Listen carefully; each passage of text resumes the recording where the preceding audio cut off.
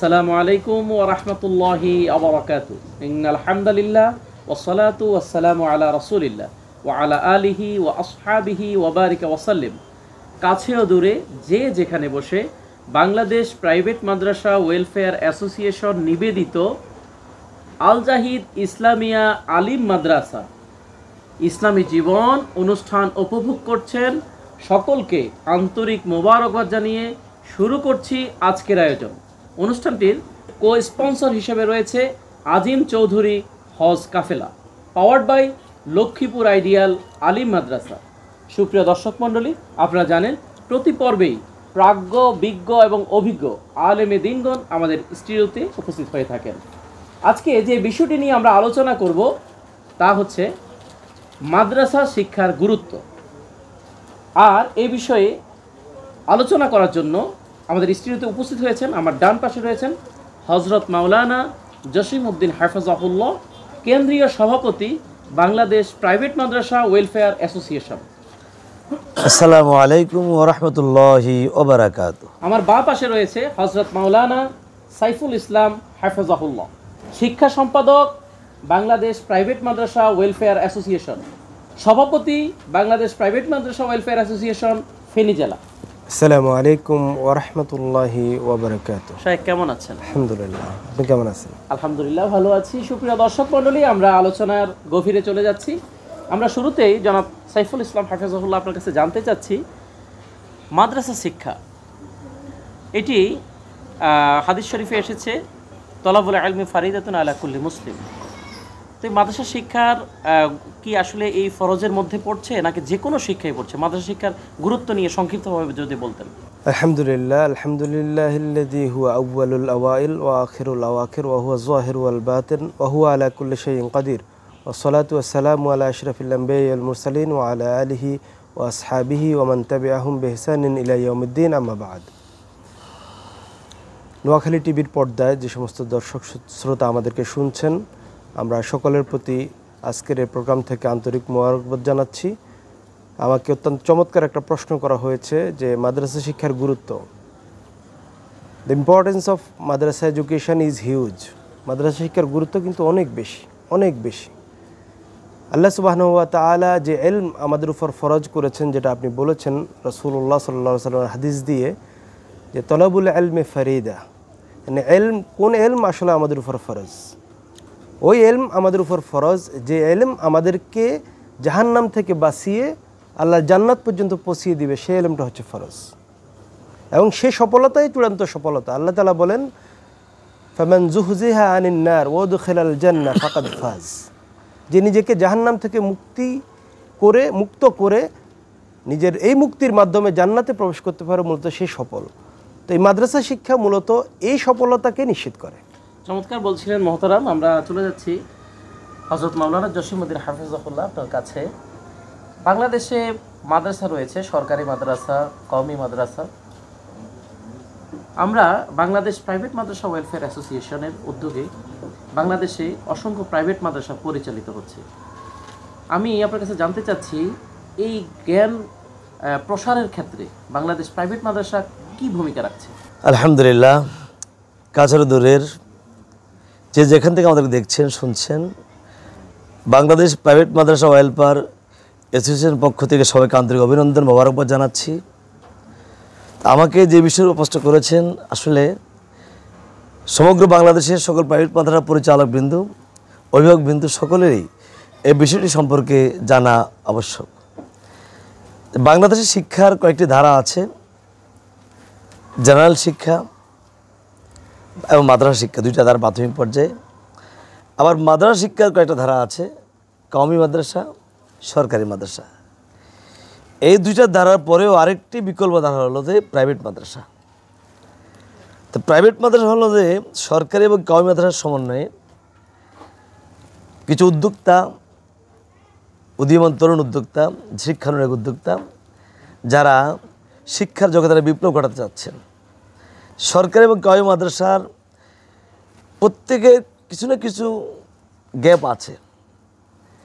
দুইটার সমন্বয়ে প্রাইভেট মাদ্রাসাগুলো যেন একটা জাতিকে একটা ব্যতিক্রম, একটা চ্যালেঞ্জিং শিক্ষা দিতে পারে, সে স্বপ্ন নিয়েই বাংলাদেশের প্রত্যন্ত অঞ্চলের বিভিন্ন জেলা উপজেলায় শিক্ষানুরাগী উদ্যোক্তাগণ, তারা জাতির সেরা উদ্যোক্তা মনে করব, প্রাইভেট মাদ্রাসা আয়োজন শুরু করেছে। এখানে মূল টার্গেট হলো আমাদের সন্তানদেরকে জাতির যোগ্য নাগরিক হিসেবে গড়ে তোলা, সাথে সাথে তারা যেন ইলমে দ্বীন অর্জন করে দুনিয়ার কল্যাণ ও পরকালে মুক্তি অর্জন করতে পারে, সে ব্যাপারে তাদেরকে গড়ে তোলা। তো বাংলাদেশ প্রাইভেট মাদ্রাসা ওয়েলফেয়ার অ্যাসোসিয়েশনের মূল টার্গেট হলো বাংলাদেশের প্রত্যন্ত অঞ্চলে ছড়িয়ে ছিটিয়ে থাকা প্রাইভেট প্রতিষ্ঠানগুলোর উদ্যোক্তাদেরকে একত্রিত করে তাদের সকলের সমন্বিত উদ্যোগকে, সমন্বিত প্ল্যানগুলোকে, তাদের সকলের মেধাকে একত্রিত করে জাতীয়ভাবে শিক্ষার জগতে যে গ্যাপ আছে, গ্যাপটা পূরণ করা এবং সকলের প্রচেষ্টায় শিক্ষার মান উন্নয়নে এগিয়ে যাওয়া। সরকারি কারিকুলাম পাশাপাশি কো কারিকুলাম থেকে শুরু করে এবং বিশেষ করে আরবিতে কথা বলার যোগ্যতা অর্জন করা, ইংরেজিতে কথা বলার যোগ্যতা অর্জন করা, তারা যেন জাগতিকভাবে যে কোনো জায়গায় দেশের যোগ্য নাগরিকের ভূমিকা রাখতে পারে এবং পরকালীন দিক থেকে তারা যেন এগিয়ে যায়, সে ধরনের যোগ্য নাগরিক গড়ে তোলা, এটাই প্রাইভেট মাদ্রাসার মূল টার্গেট। আর প্রাইভেট মাদ্রাসার সংগঠনের মূল টার্গেট হলো সকল উদ্যোক্তাদের একত্র করে সকল প্রতিষ্ঠানগুলোর মান উন্নয়নে আমরা এগিয়ে যাওয়া এবং বিভিন্ন প্ল্যান প্রোগ্রাম করা। যেমন আমাদের সরকারিভাবে প্রতিষ্ঠানগুলোর জন্য শিক্ষক প্রশিক্ষণ আছে, আমরা এই সংগঠনের উদ্যোগে আমরা শিক্ষক প্রশিক্ষণ আয়োজন করছি। সরকারিভাবে বৃত্তি পরীক্ষার আয়োজন আছে। আমরা প্রাইভেট মাদ্রাসাগুলোর উদ্যোগে আমরা আমাদের ছাত্রদের মেধার মান উন্নয়নের জন্য প্রতিযোগিতামূলক মান উন্নয়নের আমরা বৃত্তির আয়োজন করেছি এবং বিভিন্নভাবে হিফজুল কোরআন প্রতিযোগিতা আছে। আমরাও আমাদের প্রাইভেট মাদ্রাসার উদ্যোগে হিফজুল কোরআন প্রতিযোগিতা আয়োজন করেছি। আমরা শিক্ষার পাশাপাশি কো কারিকুলাম সাংস্কৃতিক জগতে এগিয়ে নেওয়ার জন্য আমরা সাংস্কৃতিক প্রতিযোগিতা আয়োজন করছি। এভাবে মিডিয়া জগতেও আমাদের যেন ভূমিকা রাখতে পারে, আমরা সে জগতেও সেভাবে আমরা আমাকে ভূমিকা রাখছি। এই প্রোগ্রামটা আমরা Bangladesh private Madrasa welfare association নিবেদিত। জি, আলহামদুলিল্লাহ। চমৎকার বলছিলেন শেখ, আপনার কাছে আবারও আসবো। শেখ, আপনার কাছে জানতে চাচ্ছিলাম, আপনি ফেনীতে একটি ভালো উন্নত মানের প্রাইভেট প্রতিষ্ঠানের প্রতিষ্ঠাতা এবং চেয়ারম্যান। তো আপনার প্রতিষ্ঠান এই প্রাইভেট মাদ্রাসা ওয়েলফেয়ার অ্যাসোসিয়েশনের মধ্যে সম্পৃক্ত হয়ে কি উপকার পেয়েছে বলে আপনি মনে করছেন? আলহামদুলিল্লাহ। আসলে যে প্রশ্নটা করা হলো যে আমরা প্রাইভেট প্রতিষ্ঠানগুলো, আমাদের সম্মানিত মোহতারাম কেন্দ্রীয় সভাপতি মহোদয় যথার্থ বলেছেন যে আমরা যারা তরুণ এবং উদ্যোক্তা হিসেবে আমরা যারা এই সেক্টরে এসেছি, তো এখানে আমরা যখন কাজ করছি তখন আমরা যেমনটা অনেক ডাইনামিক অনেক কিছু আমরা করছি, তেমন কিছু ক্ষেত্রে আমরা রাষ্ট্রীয় সুবিধা থেকে আমরা বঞ্চিত। যেমন আমাদের মোহতারাম বলছেন যে আমরা ট্রেনিং পাচ্ছি না, অনেক ক্ষেত্রেই আমরা বিভিন্ন সমস্যা আমরা ভুগছি। তো আমরা মনে করি যে, আমি ব্যক্তিগতভাবে মনে করি, ফেনীতে আমি একটা প্রতিষ্ঠান রান করছি, এভাবে আপনি একটা প্রতিষ্ঠান রান করছেন, আমাদের আরও যে ভাইয়েরা রয়েছেন বাংলাদেশে অলমোস্ট সবাই, তারা চায় যে আমাদের এমন একটা যৌক্তিক একটা প্ল্যাটফর্ম হোক এবং যে ইফেক্টিভ প্ল্যাটফর্মের ছায়াতলে এসে আমরা আমাদের যে অপ্রাপ্তিগুলা সেটা প্রাপ্তিতে পরিপূর্ণ করে ফেলব। এই উদ্দেশ্যে মূলত আমাদের প্রাইভেট প্রতিষ্ঠান, আমাদের প্রতিষ্ঠানগুলো একত্রিত হয়ে Bangladesh private Madrasa welfare association গঠন হয়েছে। আমি ব্যক্তিগতভাবে খুব আনন্দিত এবং I feel cool and smooth together here. আমি খুবই আনন্দিত এবং আমি মনে করি, দৃঢ়ভাবে বিশ্বাস করি যে এই ওয়েলফেয়ার অ্যাসোসিয়েশন বহুদূর যাবে ইনশাল্লাহ। সেক্ষেত্রে এই প্রতিষ্ঠানের সাথে সম্পৃক্ত হয়ে আমাদের কিছু করণীয় আমরা ইতিমধ্যে ঠিক করেছি আলহামদুলিল্লাহ। আমাদের মোহতারাম মেহমান বলেছেন, পাশাপাশি আমরা যেটা আমরা চিন্তা করেছি, আল্লাহ সুবহানাহু ওয়া তাআলা আমাদের কাছে একটা প্রাপ্তি এরকম আল্লাহ তাআলা আমাদের কামনা করেছেন, আল্লাহ তাআলা আমাদেরকে চেয়েছেন। কোরআনুল কারীমে অনেক নির্দেশনা আল্লাহ তাআলা দিয়েছেন, কিছু কিছু ক্ষেত্রে আল্লাহ তাআলা আমাদের থেকে কোনো কোনো বিষয়ে আল্লাহ তাআলা চেয়েছেন, হ্যাঁ, রব হিসাবে চেয়েছেন। এর মধ্যে একটা আয়াত হচ্ছে যে ফালাউলা নাফারা মিন কুল্লি ফিরকাতিন মিনহুম তায়ফা লিয়াতাফাক্কাহু ফিদ্দিন ওয়াইনজিরু কওমাহুম ইযা রাজাউ ইলাইহিম লাআল্লাহুম ইয়াহজারুন।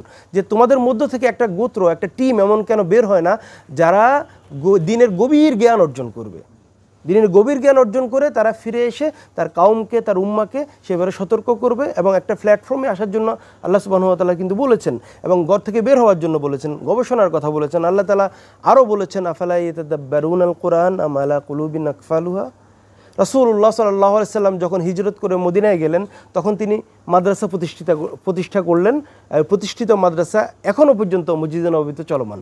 আমরা যারা মসজিদে নববীতে গিয়েছি আমরা দেখেছি এখনও শায়েখেরা বলে কয়লা রাসূলুল্লাহ বলে এরকম ইশারা দেয় মাকবারার দিকে, সুবহানাল্লাহ।